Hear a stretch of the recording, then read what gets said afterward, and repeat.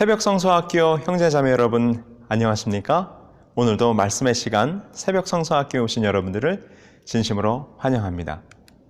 오늘도 우리들에게 미리 보여 알게 하사 장차 될 일을 준비토록 하신 하나님의 귀한 예언의 말씀을 연구하면서 우리를 사랑하시고 우리를 늘 보호하시는 하나님의 섭리를 경험하는 이 시간 되기를 간절히 소망합니다. 우리는 지난 시간에 요한계시록을 시작하면서 요한계시록 1장을 통하여 하나님께서 요한을 통해 우리들에게 주신 이 요한계시록의 중요성과 그 기별의 초점과 그리고 하나님께서 이 요한계시록의 말씀에 주신 그 권위와 아울러 이 말씀을 읽는 자와 듣는 자와 그리고 깨달아 행하는 자들이 받게 될 축복에 대한 말씀을 함께 공부했습니다. 오늘은 여러분들과 함께 우리 요한계시록 4장과 5장을 살펴보면서 우리 하늘 보좌의 장면으로 함께 가보려고 합니다. 여러분, 요한계시록을 가만히 읽어보시면 요한은 계속해서 하늘의 보좌를 바라봅니다. 그래서 계시록에는 계속해서 이 하늘 보좌의 장면이 여러 번 펼쳐지게 되는데요. 그래서 이 하늘 보좌도 계시록의 중요한 주제 가운데 하나이기도 합니다. 그렇다면 오늘 우리가 함께 살펴볼 요한계시록 4장과 5장에는 이 하늘보좌의 장면과 함께 그 하늘보좌에서 펼쳐지게 될 어떤 중요한 한 사건을 우리가 보게 될 텐데 그 이야기는 과연 무엇일까요? 우리 함께 말씀을 통해서 또 여러분들이 가지고 계신 교재를 통해서 함께 생각해 보실까요? 오늘 그 하늘보좌를 바라보기 위해서 우리는 먼저 요한계시록 3장 21절을 찾아보아야 합니다. 여기 다음과 같이 기록하고 있어요. 이기는 그에게는 내가 내 보좌와 함께 앉게 하여 주기를 내가 이기고 아버지의 보좌에 함께 앉은 것과 같이 하리라. 이 구절은 요한계시록 4장과 5장이 그리스도의 즉위식과 관련되어 있다는 것을 우리들에게 보여주는 매우 중요한 성경절입니다. 그분께서 이 세상을 이기시고 하늘 보좌에 앉은 것처럼 너희들도 세상을 이기면 나와 같이 그 하늘 보좌에 앉게 될 것이다 라고 우리들에게 약속해주고 있기 때문이죠. 그래서 요한계시록 3장 21절에서는 그리스도께서 이기는 자에게 그가 이겨서 세상을 승리함으로 아버지의 보좌에 함께 앉으신 것처럼 그분의 보좌에 함께 앉게 하여 주시겠다고 하는 바로 미래에 대한 상급과 또 약속이 우리들에게 주어져 있는 말씀이기도 한 것이죠. 그러므로 오늘 우리가 살펴보게 될 요한계시록 4장에서 하늘의 보좌, 곧 아버지의 보좌를 요한은 우리들에게 먼저 보여주고 있고요. 5장에서는 이 땅을 이기시고 승리하신 그리스도께서 그 어린 양 되신 예수 그리스도께서 하나님 아버지의 보좌에 함께 좌정하시는 모습을 우리들에게 보여줍니다. 그러면서 그분께서 세상을 이기고 하나님의 보좌에 앉게 된 것처럼 너희도 하늘 보좌에 앉게 될 것이라고 하는 그 약속의 말씀을 7장에서 보여주고 있어요. 7장에서는 바로 구원받은 자들이 하늘 보좌에 함께 앉아있는 모습을 보여주고 있는 것이죠. 그래서 이 요한계시록 4장과 5장은 내가 이기고 아버지 보좌에 함께 앉은 것과 같이 하게 될 것이다 라고 하는 요한계시록 3장 21절의 후반부를 우리들에게 보여주고 있는 것이고요. 요한계시록 7장 9절로 11절은 그리스도와 함께 그분의 보좌에 앉게 될 승리자들이 맞이하게 될 그 축복을 우리들에게 보여주고 있는 것입니다. 바로 요한계시록 3장 21절의 전반부가 어떻게 성취될 것인지를 우리들에게 보여주고 있는 것이죠. 그래서 요한은 계속해서 이 하늘 보좌를 보여주면서 우리가 누리게 될 그 승리자들의 상급, 결국은 우리가 영광스러운 하나님의 보좌에 함께 앉게 될 것이라고 하는 놀라운 희망의 메시지를 우리들에게 주고 있는 것입니다. 자, 그렇다면 요한이 바라봤던 그 하늘 보좌의 장면, 과연 어떤 모습일지 우리도 함께 바라보실까요? 우리 요한계시록 4장 2절에 보면 다음과 같이 기록되어 있습니다. 내가 곧 성령에 감동되었더니 보라 하늘의 보좌를 베풀었고 그 보좌 위에 앉으신 이가 있는데 3절입니다.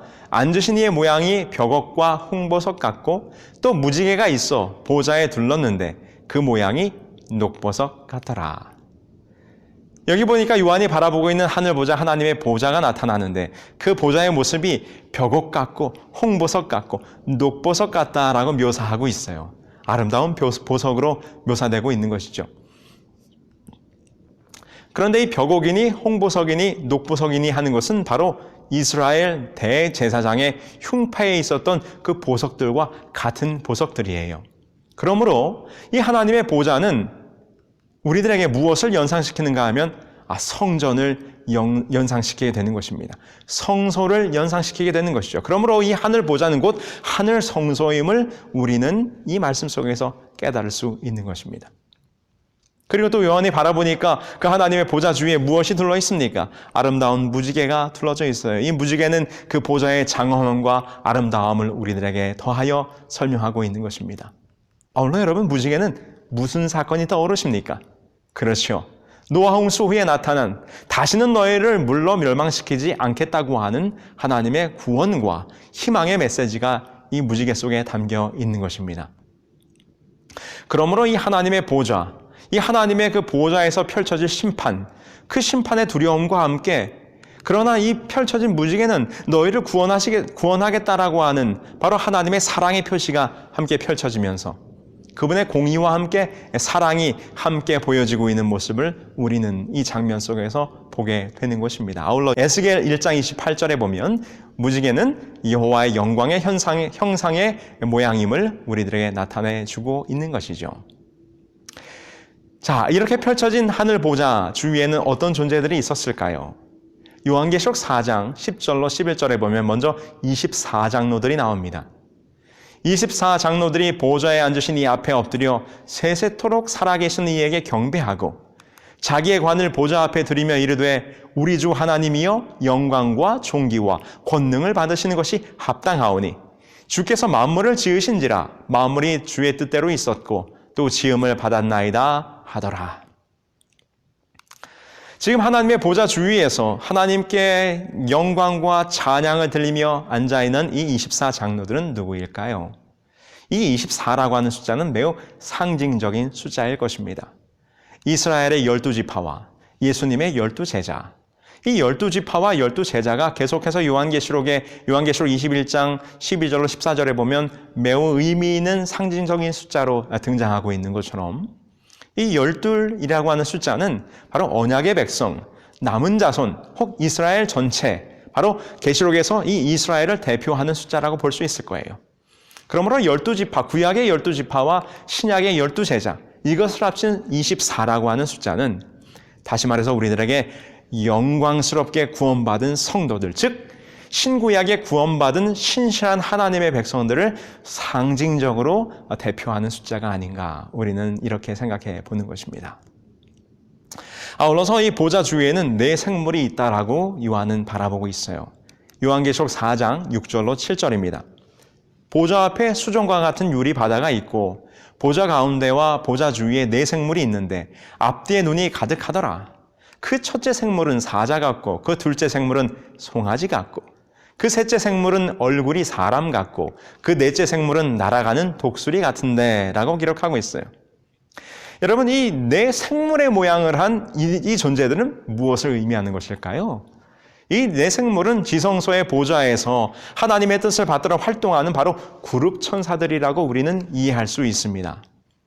에스겔 10장 20절로 22절에 보면 역시 이곳에도 에스겔의 묵시 가운데 나오는 그룹 천사들이 각각 그 모양이 사자, 소, 사람, 그리고 독수리의 모양으로 나타나 있는 것을 볼 때 이것은 요한도 같은 장면을 바라보면서 하나님의 보좌 주위에 있는 그룹 천사들이구나 하는 것을 보게 되는 것이죠. 자, 이와 같이 계시록 4장의 장면은 하나님 아버지의 보좌를 우리들에게 보여주고 있어요.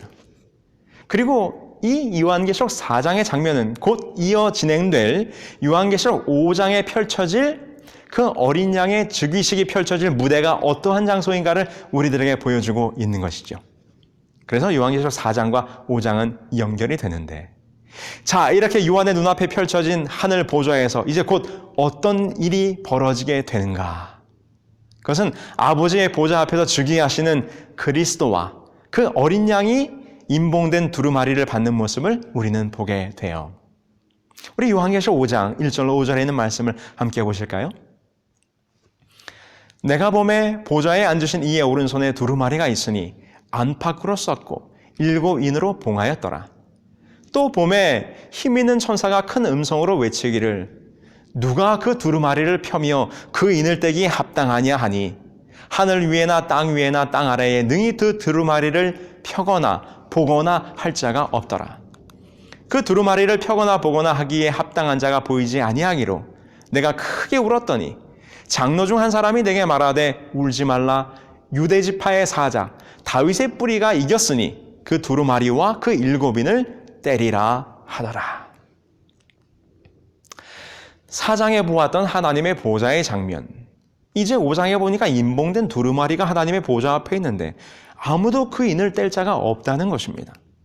그런데 그때 승리하신 다윗의 뿌리여 곧 어린 양 되신 그리스도께서 오셔서 그 두루마리를 취하시더니 그 두루마리의 인을 능히 떼시기에 합당하다고 외치는 소리가 하늘 보좌에 펼쳐지게 되는 장면이 요한계시록 5장에 기록되어 있어요.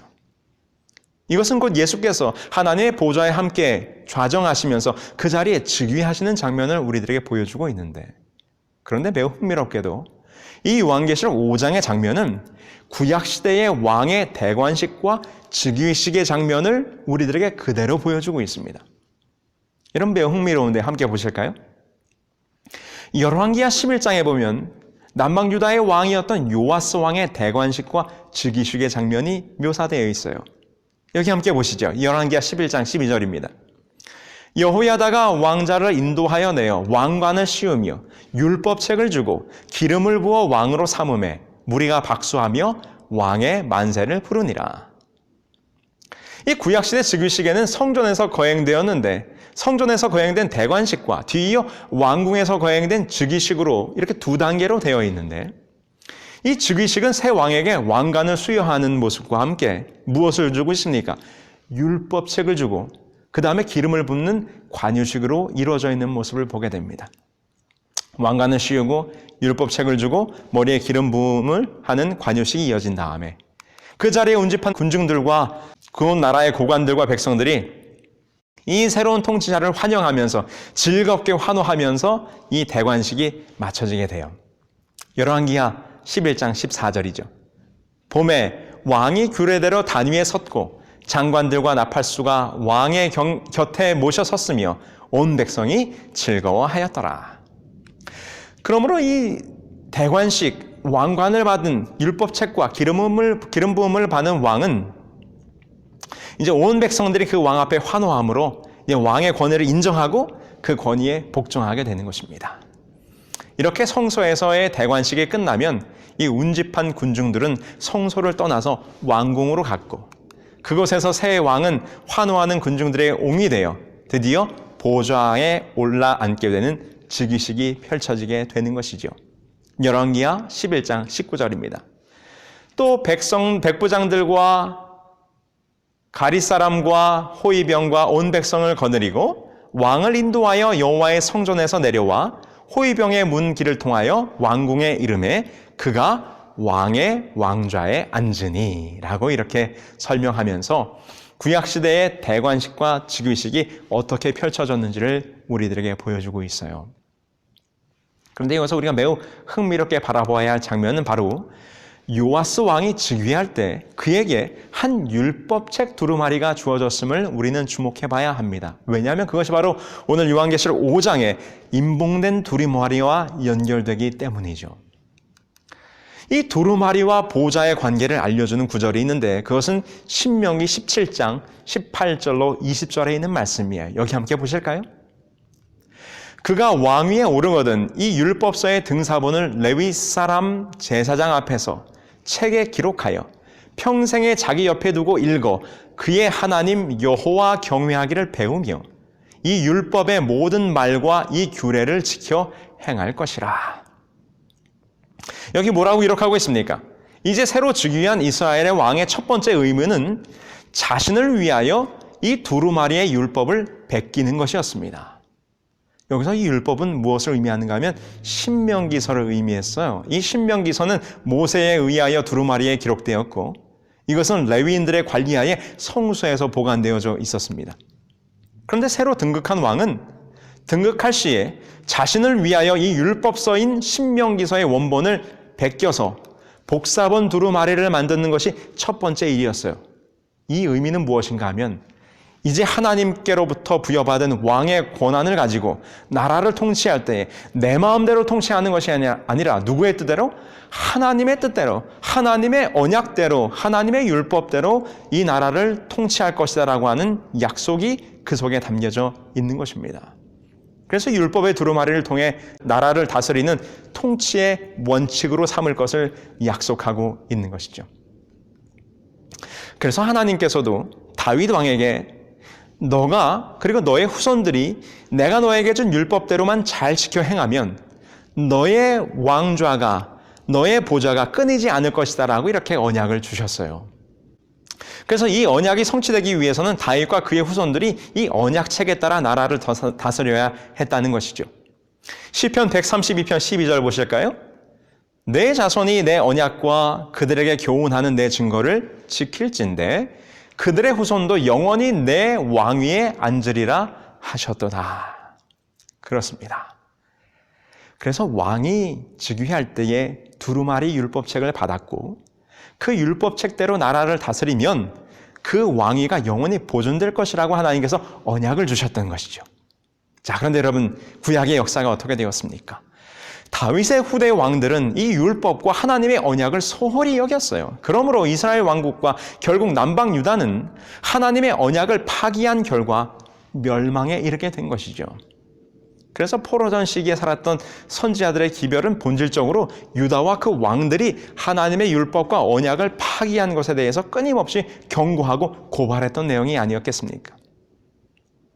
결국 예레미야는 유배 직전에 다윗의 보좌에 앉은 불충한 왕에게 심판의 경고를 바라게 된 것이죠. 결국 그 왕들이 하나님의 율법의 두루마리를 잊어버리고 자기 마음대로 통치함으로 하나님의 심판을 피할 수 없게 된 것입니다. 그래서 그들이 결국 바벨론으로 말미암아 멸망당하게 되고 이스라엘 백성들과 그 남방 유다 백성들은 바벨론에서 포로로 살아가게 된 것이고 결국 다윗의 왕권과 다윗 왕조는 몰락하게 되는 결과를 맞이하게 된 것입니다.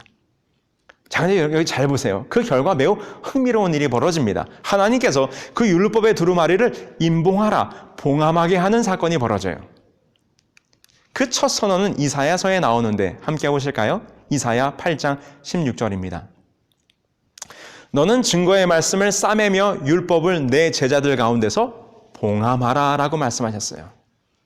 이 증거는 율법의 책, 즉 여호와의 언약궤 곁에 보관되었던 이 신명기서를 가리키고 있는 것입니다. 후에 이사야서는 이 임봉된 언약의 두루마리에 대해서 다음과 같이 한 번 더 언급합니다. 이사야 29장 11절입니다. 그러므로 모든 계시가 너에게 봉한 책의 말처럼 되었으니 그것을 굴 아는 자에게 주며 이르기를 그대에게 청하노니 이를 읽으라 하면 그가 대답하기를 그것이 봉해졌으니 나는 못 읽겠노라 할 것이요 라고 말합니다. 이곳에 봉함되었다는 말은 이 봉함이라는 것은 하나님의 계시가 감춰진 것, 즉 어떤 기간 동안 예언이나 심판이나 구원에 대한 그분의 계획이 감춰져서 비밀스럽게 봉함되었다라고 하는 것을 우리들에게 보여줘요. 그래서 여러분 탈굼에 보면 유대 랍비들은 이 히브리 왕들의 불충과 그들이 언약책의 교훈을 따르지 않음으로 그것이 임봉되었다라고 유대 랍비들은 생각했다는 것입니다. 여기 기록을 한번 보실까요? 선지자야, 증거를 간수하라. 그들 중에서 그 증거하지 말라. 왜냐하면 그들은 귀 기울이지 않기 때문이다. 율법을 봉함하고 숨기라. 그들은 그것으로부터 배우려고 하지 않았다. 쉐키나가 떠날 것이며 그들은 유랑을 하게 될 것이라는 경고와 함께 회당에서 임봉은 진행되었다라고 탈굼에 기록이 되어 있습니다. 여러분, 언약책은 다윗 왕권의 몰락으로 말미암아 봉함되게 되었습니다. 이 의미는 보좌에 앉을 다윗 계보의 왕이 이스라엘에 더 이상 없었다는 의미로 우리는 이해해야 할 것입니다. 결국 왕에게 주어졌던 율법 두루마리, 그 율법 두루마리대로 왕들이 통치하지 않으므로 다윗 왕조는 몰락했고 그 율법의 두루마리는 봉함되게 되었어요. 그런데 여러분, 놀라운 것은 이 두루마리를 다시 펼 수 있는 진정한 다윗과의 왕, 진정한 왕이 나타나게 될 것이라는 것입니다. 그게 바로 누구실까요? 그게 바로 그리스도 예수 참된 왕 다윗의 뿌리가 되시는 분이 오시게 될 것이라는 거죠. 그래서 예레미야는 예언하기를 이 이스라엘의 왕권이 종지부를 찍는 것이 아니라 다윗에게 주어진 언약의 약속을 폐기하는 것이 결코 아니라 이것이 다시 풀리게 될 것을 이야기하고 있어요. 예레미야 33장 17절에 여호와께서 이와 같이 말씀하시니라 이스라엘 집의 왕위에 앉을 사람이 다윗에게 영원히 끊어지지 아니할 것이며 라고 말해요. 여기서 끝이 아니라는 거예요. 진정한 다윗과의 새로운 왕이 나타날 것이라는 것입니다. 그래서 바벨론 포로 이후에 나온 유대의 자료들을 보면 이스라엘 백성들이 얼마나 이 임봉된 율법을 다시 풀어서 진정한 왕권과 통치권을 가지고 유대나라 이스라엘 백성들을 다스릴 참된 메시아, 그 다윗과의 마지막 왕이 나타나기를 그들이 얼마나 기다렸는지 몰라요. 그런데 드디어 요한이 바라보니 진정한 왕, 그 왕권을 상징하는 두루마리를 받고 그 두루마리의 임몽됨을 풀어낼 진정한 왕이 나타났음을 우리들에게 지금 보여주고 있는 것입니다. 그래서 요한은 지금 요한계시록 5장 5절에 유대 지파의 사자 다윗의 뿌리인 그 어린 양 되신 예수님께서 이제 하늘 보좌에 앉으시고 그 두루마리 책을 받으사 왕권을 이양받으시는 모습을 우리들에게 보여주고 있는 것이죠. 그래서 이 다윗의 계보를 이은 이상적인 왕과 관련된 구약의 약속은 바로 신약의 메시아이신 예수님 안에서 성취되게 된 것입니다. 바로 이 약속이 예수 그리스도로 말미암아 다윗과의 새로운 왕, 참된 왕으로 말미암아 성취되게 된 것을 요한은 우리들에게 분명히 보여주고 있는 것이죠. 그렇다면 이 임봉된 두루마리는 무엇을 의미하는 것입니까? 바로 왕이 될 때 받았던 그 율법책의 두루마리, 그것은 곧 통치권의 이양을 의미하는 것이죠. 그래서 지금 이 요한계시록 5장은 어린 양 되신 그분께서 하나님의 보좌에 앉을 때 그 두루마리를 받으심으로 이제는 새로운 통치자로서 그분이 즉위하시는 장면을 우리들에게 보여주고 있는 것입니다. 그래서 요아스 왕이 즉위식과 대관식을 할 때 그의 백성들이 찬양과 환호를 질렀던 것처럼 이제 하늘 보좌에서도 그분이 왕으로서 즉위할 때에 찬양과 경배가 울려 퍼지게 되는 것이죠. 요한계시록 5장 11절로 14절입니다. 내가 또 보고 들음에 보좌와 생물들과 장로들을 둘러선 많은 천사의 음성이 있으니 그 수가 만만이여 천천이라. 큰 음성으로 이르되 죽임을 당하신 어린 양은 능력과 부와 지혜와 힘과 존귀와 영광과 찬송을 받으시기에 합당하도다 하더라. 내가 또 들으니 하늘 위에와 땅 위에와 땅 아래와 바다 위에와 또 그 가운데 모든 피조물이 이르되 보좌에 앉으신 이와 어린 양에게 찬송과 존귀와 영광과 권능을 세세토록 돌릴지어다 하니 내 생물이 이르되 아멘 하고 장로들은 엎드려 경배하더라. 그분은 왕권의 징표로서 그 두루마리를 취하셨습니다. 그분의 아버지의 보좌의 공동 치리자로 좌정하시기에 합당한 분으로서 그분은 등장하셨습니다. 그러므로 이 임봉된 두루마리를 그리스도의 손에 상징적으로 넘겨주는 일은 그리스도께서 이제 우주의 최고의 통치자로서 인정되는 공식적인 의식 행위로, 또한 그분이 우주의 통치자로, 그리고 이 세상의 주로, 이 세상의 왕으로, 참되신 왕으로 취임하시는 바로 하늘 즉위식의 모습인 것을 우리는 분명하게 보게 되는 것입니다. 그렇다면 이제 그분이 받으셨던 두루마리, 이 임봉된 두루마리는 도대체 무엇을 의미하는 것일까요? 임봉된 두루마리는 당신의 백성에게 왕국을 주시겠다고 하는 하나님의 약속의 상징이죠. 아울러 이 임봉된 두루마리는 구약의 왕들이 이 율법 두루마리대로 당신의 나라를, 그들의 나라를 통치했던 것처럼 이제 하늘 왕 되신 예수님께서 받으신 이 두루마리는 이 세상을 통치할, 다시 말해서 이 세상을 구원할 그 구속의 계획, 이 나라를 다스릴 그 구원의 계획이 그 속에 담겨 있는 것입니다. 그래서 이 임봉된 두루마리는 하나님의 비밀이라고 하는 이 신약의 개념과 연결되어 있어요. 신약에서는 이 말을 온 우주를 구속하여 통합하고 당신의 영원한 왕국을 세우시려는 하나님의 계획을 바로 이 비밀한 계획이라고 우리들에게 말하고 있지 않습니까? 여러분, 우리가 이렇게 이해할 때 이 임봉된 두루마리는 하나님의 영원한 언약의 두루마리, 즉 인류를 위한 그분의 구원의 계획에 대한 계시가 그 두루마리 가운데 담겨져 있는 것으로 우리는 이해할 수 있습니다. 이제 그분께서 이 인류를 구속할 모든 계획에 담긴 두루마리를 받으신 것입니다. 이것대로 그분이 왕으로서 이 세상을 구원하실 일이 앞으로 진행될 것이라고 하는 것입니다. 이 얼마나 놀라운 축복입니까? 그분께서 하나하나 인을 떼실 때마다 그 구속의 계획들이 하나하나 이루어져 가게 될 것을 우리는 요한계시록을 통해서 보게 될 것입니다. 여기서 우리는 조금 더 나아가서 이 임봉된 두루마리는 바로 이 요한계시록과 매우 밀접한 관련이 있음을 보게 돼요. 왜냐하면 요한계시록의 내용은 아포칼립시스, 다시 이것을 문자적으로 말하면 덮개를 벗긴다라는 의미를 가지고 있죠. 임봉된 것을 떼어내는 것처럼. 이 말은 분명 앞서 감춰졌던 것을 공개하신다라고 하는 말과 연결되어질 수 있는 것입니다. 그러므로 이 용어는 계시록이 하나님께 대한 인간의 불충과 불신실로 인해 정해진 때까지 임봉되었거나 숨겨졌던 하나님의 기별을 공개한다는 의미로 우리들이 생각해 볼 수 있는 것입니다. 요한은 독자들에게 예언된 시간이 이르렀고 임봉되었던 하나님의 계시가 다윗의 참된 후손이요 그분이 합당하시기 때문에 이제 막 공개되려고 하고 있음을 우리들에게 이 요한계시록 4장과 5장을 통해서 보여주고 있는 것입니다. 그러므로 이 계시록의 마지막에 요한이 뭐라고 기록합니까? 이 책의 예언의 말씀을 임봉하지 말라는 지시가 내렸다라고 이렇게 말하고 있지 않습니까? 여러분, 임봉된 두루마리, 이제 인이 떼어지고 우리를 위한 구원의 계획이 성취되기 시작했습니다. 그분께서 이 구속의 역사를 주관하고 계심을 우리는 다시 한번 확인하게 됩니다. 진정한 다윗 왕과의 뿌리이자 자손이신 예수님께서 왕으로 등극하시고 우리를 구원할 모든 구속의 계획이 담겨져 있는 두루마리를 받으셨어요. 이제 그것대로 이 세상을 통치하실 때 결국 그분의 뜻대로 이 나라는, 온 세상은 그분의 백성으로서 구원을 받게 될 것입니다.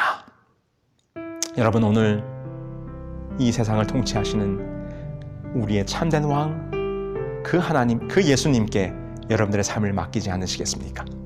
그분을 나의 삶의 왕으로, 그분을 나의 삶의 주인으로 모시지 않으시겠습니까? 온 우주를 통치하시는 만왕의 왕께서 그분의 계획대로 우리를 구원할 계획을 하나하나 이루고 계심을 여러분 기억할 때 오늘 우리는 참으로 감사하지 않을 수 없는 것입니다. 참으로 어린 양 되신 예수님께 찬양과 경배를 드리지 않을 수 없는 것입니다. 아울러 오늘 우리들의 삶마저 만왕의 왕 되신 예수님께 맡기신다면 여러분들의 삶 또한 하나님의 그 구원의 계획 가운데로 인도되어 하나님의 구원의 계획대로 여러분들이 하늘 보좌에 앉게 되는 놀라운 축복을 누리게 될 것을 여러분 기억하실 때 오늘도 우리를 위한 만왕의 왕 예수 그리스도와 함께 동행하시는 저와 여러분들이 되기를 간절히 소망하면서 오늘 강의를 마치겠습니다. 기도하실까요? 하늘에 계신 저희들의 아버지 하나님, 예수 그리스도 그분께서 만왕의 왕으로 등극하셔서 예수 그리스도에게 허락된 두루마리, 우리를 위한 인류의 구속의 계획에 담긴 그 비밀한 일을 알게 하사 그 임봉을 떼게 하심으로 우리의 구원을 이루어 주시니 참으로 감사합니다. 이 온 세상을 주관하시는 만왕의 왕 그분께 우리들의 개인적인 삶도 맡기기를 원하오니 우리들 각자의 삶을 하나님 주관하여 주시고 인도하여 주셔서 하나님의 섭리 가운데 우리 모두가 구원받는 백성 될 수 있도록 인도해 주시옵기를 사랑 많으신 예수 그리스도의 이름으로 기도합니다. 아멘.